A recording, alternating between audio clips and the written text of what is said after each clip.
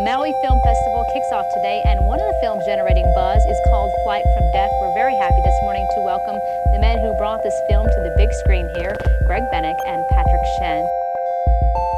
I don't think there's any more important subject for a film than the notion of death. Starting to twitch. It's not your fault. It's under the sweater there. Imagine reading a book that completely rocks you at your core, and then getting to explore it fully. My life has been changed forever by working on Flight from Death. Patrick. Correct. Exactly. We got to travel the world and talk to brilliant people about some big ideas. How can one not grow doing a project like this? Okay, let's get the close-ups. The function, I think, of any work of art is to provoke something in the viewer or the listener into examining himself.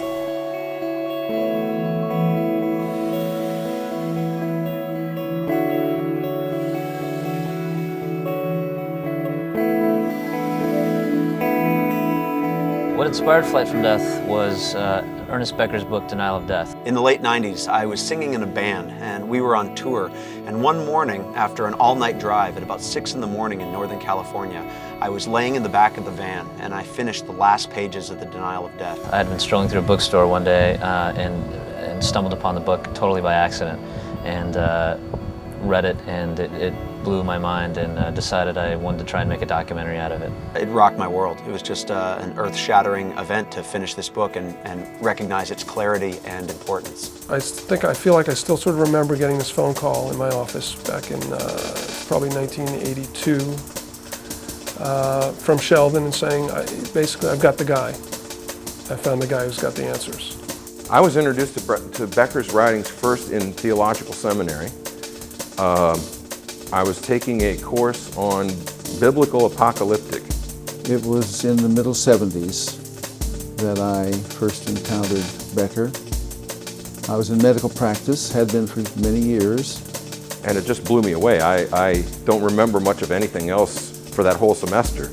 I embarked on not just reading the Denial of Death once, but twice and 3 times. I was on a sailboat with my family, our children. We were having a wonderful time, and I'm immersed in this book, and it was talking about death, but it wasn't that it was a death problem that I was dealing with, it was an expansion of life. We all, at some point, or many of us at least, have gone through sort of an existential crisis of our own, and we've thought about death and all that, but yeah, to see the way he lays it out for you, it's upsetting, and yeah, your first reaction, I think, is that you don't really want to be thinking about this stuff.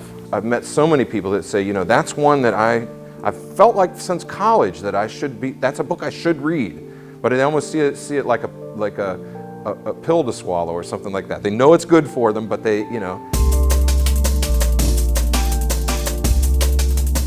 Shortly after I read Denial of Death, I took a psychology class. We had a choice to do a paper or a video for a final project, and what I chose to do was a video. Evolutionary theorists might say that it's about survival, a genetic inclination to perpetuate and preserve life. Man in Search of Immortality was basically a 6-minute version of Flight from Death. It was essentially an experiment to see whether or not a documentary could be made incorporating these kinds of ideas. Say a lot of it's at its root religious, has at its root this fear of death, this fear of nothingness. It's really the fear of nothingness. That's when I really knew that this was possible.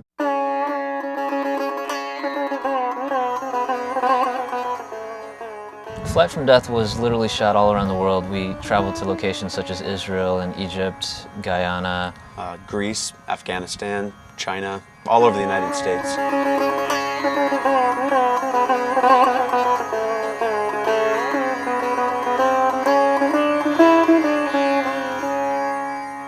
Israel and Egypt are both recognized as the area of the world where it's really the cradle of civilization. So since we're talking about culture and the development of culture and where human beings have gone over the last couple thousand years, it only seemed appropriate to include those really, truly significant places as well.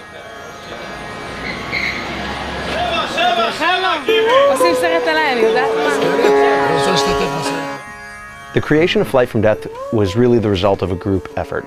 Andrew Heaney, who served as associate producer on the project and also did some camera work and lighting for us, was there from day one. When we started the project, there was no money and not even a promise that it would even ever get completed, and Andrew, he stuck it out the whole time. We had production coordinator Joy Ocampo, who was amazing. On hand, it seemed every second of every day. If we needed a plane ticket, if we needed to make a reservation for something, if we needed to make sure an interview was going to be running on time, send an email to Joy, instantly the job got done. So where are we headed to right now, Ryan? We're heading to the police station where there was the shooting last night that caused the death of one of my colleagues.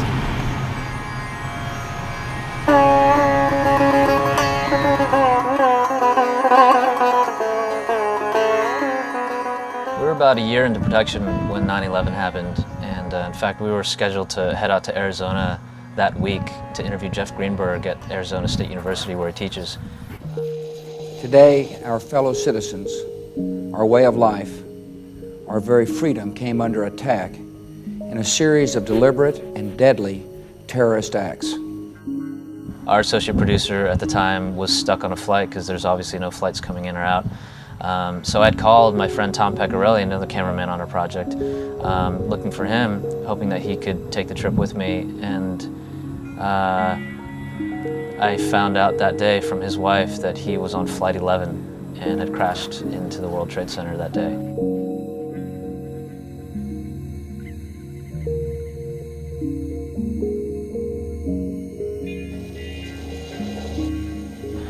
So that was an especially significant, heartbreaking, tragic day for me. How long are you going to stay out here anyway? Every day till the war ends, until they call me back. 9/11 drastically altered the course that Flight from Death was taking. In the days following 9/11, we had actually gone out and shot tons of interviews with Islamic leaders. We shot at a mosque in Seattle. There was a mosque where there was some anti-Muslim violence. Ultimately, you know, we had to cut that section of the film down drastically, but I think we got to the meat of it in the film.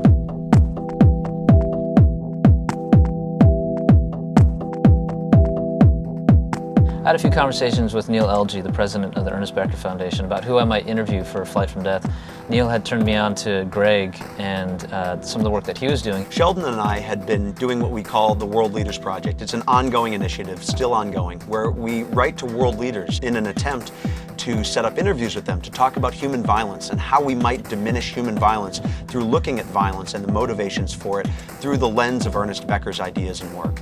Today we meet with the president of Guyana. The meeting's in about an hour and 15 minutes. It's the first meeting of the World Leaders Project, and we've been reviewing our notes and preparing a game plan, even though we have no idea whatsoever what we're going to encounter. I actually flew to Seattle with Andrew, our associate producer and cameraman, to interview Greg, and we immediately just connected and got along so well. I remember from the moment we pressed record on the camera, just laughing uncontrollably.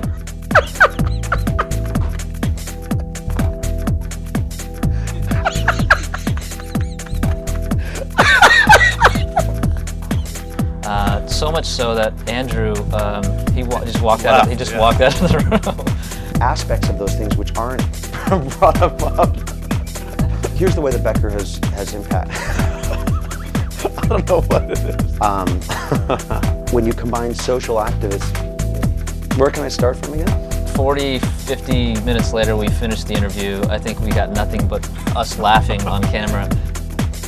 It was right then and there when we knew that, you know, this Greg had to be a much bigger part of this project. Ernie, thumbs up, man. You're my guy.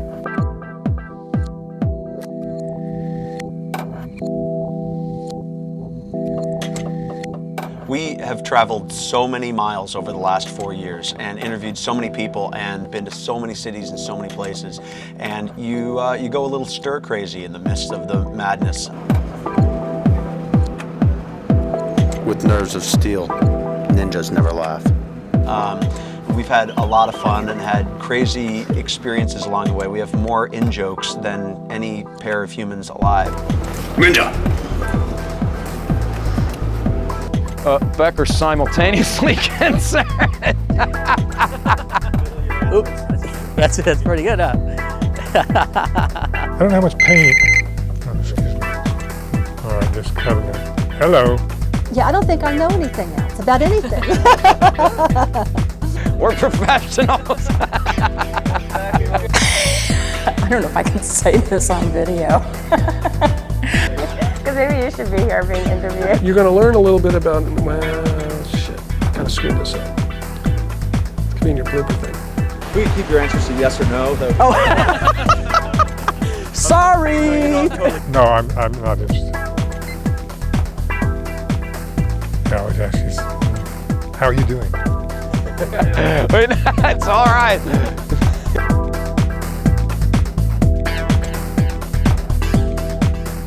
And one day, the heart just quits. Yes, he looked healthy. Since the beginning of recorded history, and likely long before that, the awareness of our own mortality has haunted us. We had shot about 70 hours of footage over the span of 3 years for this documentary, and so editing obviously was a very intimidating process. Cutting all that down to 90 minutes was quite a task. But ended up taking us about, I think, a good 6 to 8 months to put it together. Oftentimes, I don't think people realize that the editing process is all about choices. Every single shot in the film is the result of choices, numerous choices, sometimes hours worth of conversation about shot length and whatnot. The process is incredibly time-consuming. I think one of the most important things about the film is the images that are used throughout the film.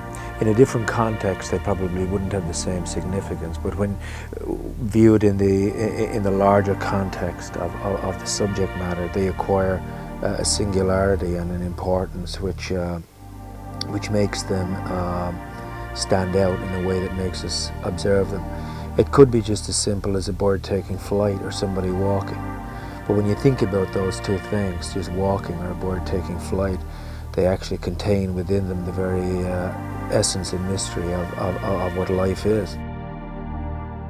We supplemented the footage that we shot with footage that we acquired from various news sources, stock footage houses and whatnot. Because our film draws on historical events or references historical events, of course it was impossible to be at those historical events to shoot.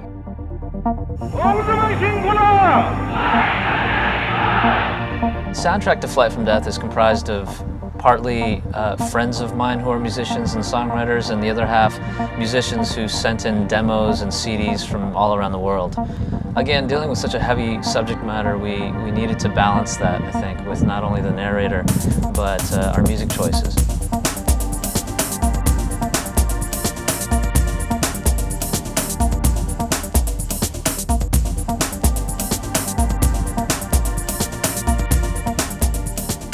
It was really important to find a narrator, I think, that could lend some kind of drama or make the material a little more accessible.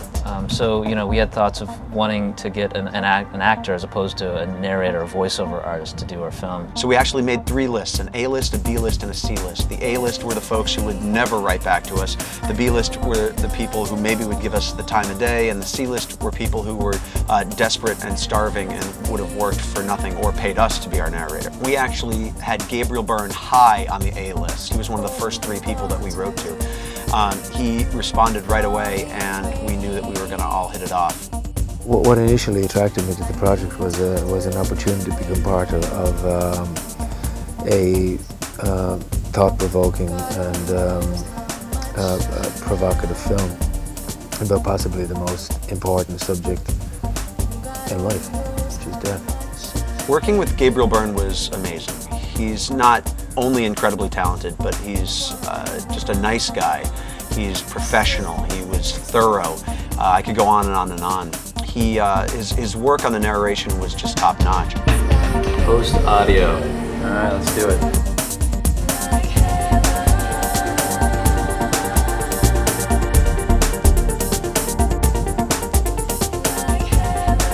When people have seen this film, I think everybody has a good emotional, evocative type of reaction to it.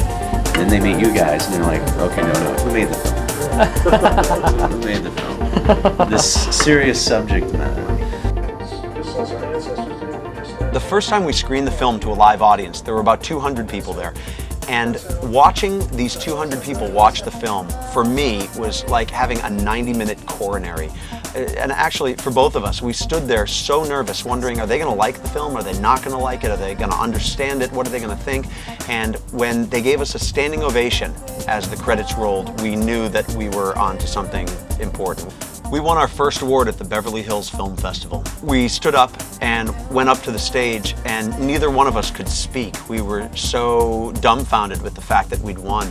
It was really a lot of fun. We never expected that another award would follow, and then another, and then another, and then another, up to, at this point of this recording, 7 awards. Flight from Death spent a good year and a half or so in the film festival circuit, and I think among our favorites was the Maui Film Festival. Coming up in our next hour, we'll sit down with the producers of an award-winning documentary, which will be featured at the Maui Film Festival. We went out there and did an interview on the top-rated news channel, as well as an NPR interview. But best of all, we got to hang out on the beach for 2 weeks. That was pretty cool. While mainstream studio films are a large part of the festival's attraction, the festival has also opened the doors for independent movie makers and their films, like Flight from Death. The Maui Film Festival kicks off today, and one of the films generating buzz is called Flight from Death. We're very happy this morning to welcome the men who brought this film to the big screen here, Greg Bennick and Patrick Shen. Thank you so much for coming over from Maui. Thank you. Glad to be here. Thanks. One of the not so enjoyable experiences of traveling the country at these festivals was when I was locked out of the bed and breakfast that we were staying in. Late at night, middle of the night in fact, my key it didn't work, it didn't open the door. So I was literally trapped outside for several hours until this drunk guy stumbles along and opens up the door for me. Works, yeah. Oh, look at you. All right. Whoa, whoa, whoa, whoa, whoa, whoa, whoa, whoa. Are you okay, man? Okay. Not all the experiences we had along the way were necessarily funny or relaxing as well. And when we screened at the Newburyport Film Festival, it's actually the Northern Lights Documentary Film Festival in Newburyport, Massachusetts. This was a festival that was taking place in Tom Pecorelli's hometown where he'd grown up. So we had a chance to spend time with Tom's family and get to know them. And they actually spoke at the screening and attended the screening. It was a pretty moving experience. We got to see this room at Tom Pecorelli's high school that was dedicated in his name. It was this audio-visual room complete with studio equipment for the kids to make productions and whatnot. That was amazing to see.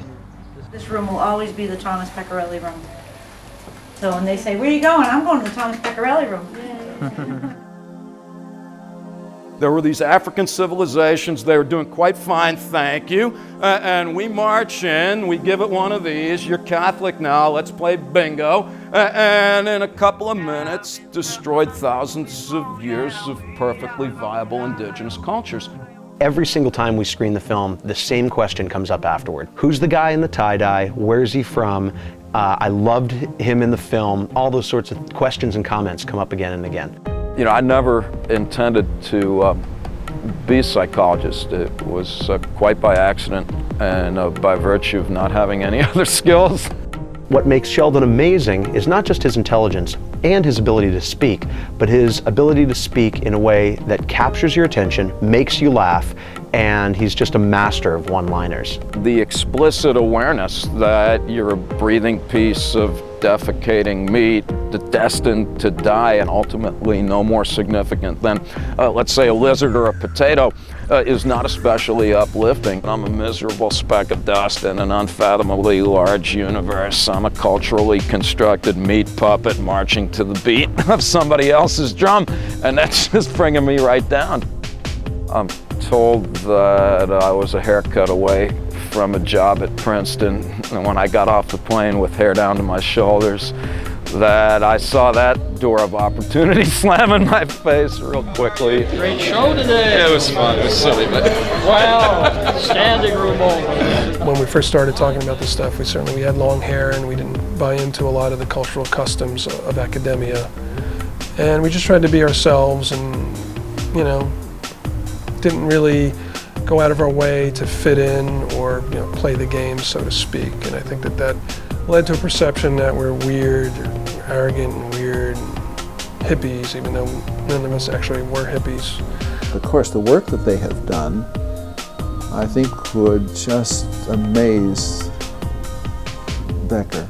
if I have knowledge that's worthy of imparting, and if I am worthy of respect, it should be because of what I know, not because of how I look.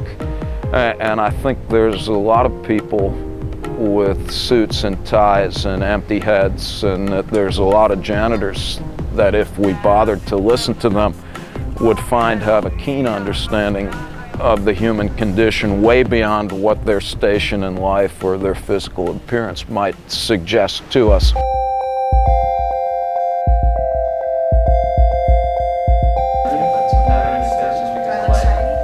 It's the light. You think ninja, what's the first thought that comes to mind? All right, let's go eat. The whole experience of making Flight from Death was enjoyable to me. It was a huge growing experience for me. We got to travel the world and talk to brilliant people about some big ideas. I'm really happy you're doing this. I can honestly say that I'm a completely different person today than I was 3 years ago, 4 years ago when we started the project. I think we both look at the world through different eyes as a result of working on Flight from Death. Our knowledge and awareness of human behavior and why humans do what they do has been magnified so much so by working on the project. And then you can try it. I got a pretty decent shot over here with the shadow in it. Being anxious about death is really at the core of human experience. The real question is, what do we do with that anxiety on a personal level? And how does it impact our ability to interact in productive and nurturing ways? What does it do? It softens me. It also makes me more decisive. I don't put up with bullshit anymore. I've found that I actually welcome that death anxiety in my life now, that I welcome that presence, because it's that presence that makes my life precious, it makes my life unique, it makes it something special. You know, I've come to the age where in my life, I've completed all the required courses except one. And I'm not going to rush for that examination, thank you. So, you know, Joe Camel used to talk about this a lot, that when you begin to get there, at that point, you just know that every day is a kind of gift. I think what's hopeful and optimistic about this film is that it encourages you or provokes you into thinking about the importance of living life for itself. We all have a very specific number of seconds left in our lives. We don't know what that number of seconds is, but every second that clicks by is a second closer to that moment when we'll die. And working on Flight from Death really made me aware of that limited time that I have left on the earth and made me want to live, like we say in the film, more intensely. I've been thinking a lot recently about how the human experience of just being alive, the collective human experience, is really an interwoven tapestry consisting of strands of individual human inspiration and aspiration.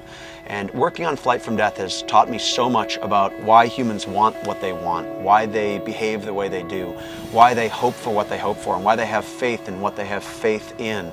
It's really clarified for me the nature of that tapestry. Are you ready, Patrick? I'm ready. You the man on this. I'm the man.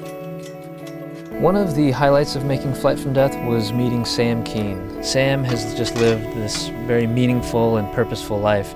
He just exudes wisdom and this very genuine spirituality. He taught me a lot about hope. Hope is the essence of what it is that gives us the courage to deal with our own death. And incidentally, Ernest Becker did too. People forget, you know, that as Ernest was dying, I interviewed him and he said, you know, well now I've made the leap of faith. And he says it's all right to do that at the last moment. And hope is really that hope is a religious thing. Hope is not optimism. I am not optimistic. But hope is that deep down belief that there's something undergirding and encouraging this whole process, which is ultimately benevolent. Brothers. Brothers. All right, let's roll.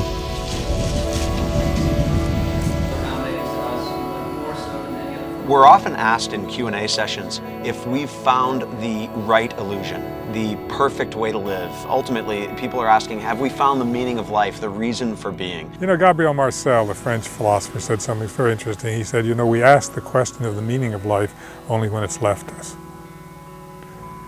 And he says it isn't a question of meaning, it's a question of fullness or of emptiness. It wasn't that we set out to find that perfect ideology. I think the idea is to take these ideas and use them to re-examine our own illusions, our own ideologies, and make them better, and make them more constructive as opposed to destructive. I feel you should always be trying to question your illusion and to create a better one. Yeah, so it's a constant creative process. And there's a wonderful concept that comes from Otto Rank about making your own life an art. Even in the midst of a situation in which ultimately, to use dramatic words, we're doomed, we have to live, we have to be alive, we have to create beauty, we have to engage in loving experiences, and we have to create experiences that are nurturing and fulfilling. I often think about that moment before I pass, before I die, and what kinds of thoughts will be going through my brain and what will be comforting to me.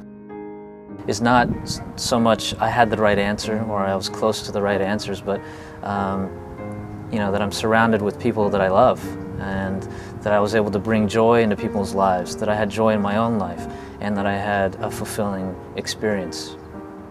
If you love and we're loved in return, I don't think there's anything more important than that. If there was one goal for Flight from Death, I would say to have the film inspire conversation for weeks and months and years to come. My attitude is that everybody should hear about these ideas, not because they're, quote, true, but because they're important and of contemporary interest. Shakespeare said that the function of theatre was to hold up a mirror to the audience in which they could recognize themselves. I would love to have people talk about violence, talk about the motivations for violence, talk about religion and faith and the motivations for faith and belief. I would love to have people question their own belief systems, question what is an illusion. Are the constructs to which I have adhered, are they in fact illusions? And what are the implications when I come up against other people who disagree with me? To have people talk about these issues would, in my opinion, make the world more self-aware, more intelligent, and ultimately would lead to a state where people are less likely to beat up on one another for having different beliefs. I think that has value, and I think that we've created something that can make those conversations a reality. And the purpose of a film like this, I would hope, is that people would be brave enough to look inside into the, somebody said, the deep, dark, truthful mirror of themselves. Even if this film doesn't answer any questions, and I don't know by its very nature that it can, the questions that it raises cannot but shine a light on our own lives and on the world that we live in. To be part of something that's so important is tremendously satisfying.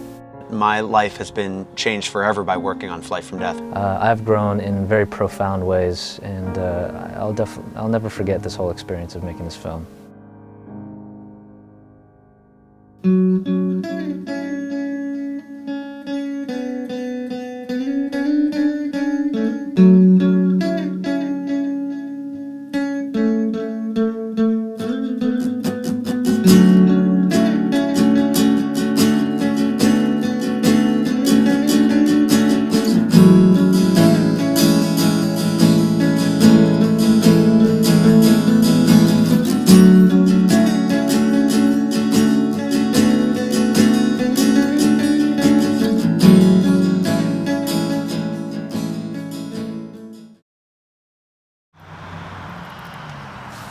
There you go. Right. Come on. There. That's a Oh yeah. Yeah, you can't hold on much longer. Perfect.